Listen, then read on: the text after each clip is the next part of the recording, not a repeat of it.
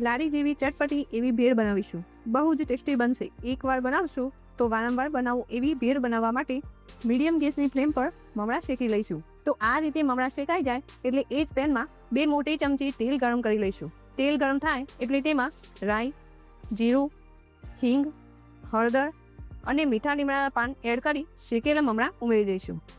સારી રીતે મિક્સ કરી મમરા વઘારી લઈશું. ઉપરથી લાલ મરચું અને દળેલી ખાંડ ઉમેરી મિક્સ કરી લઈશું. તો જુઓ, ભેળ બનાવવા મમરા તૈયાર છે. હવે બાઉલમાં 3 કપ જેટલા મમરા લઈશું.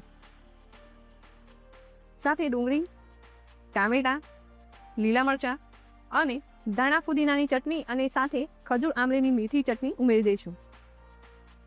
ચાટ પૂરીને હાથેથી ક્રશ કરી ઉમેરી દઈશું.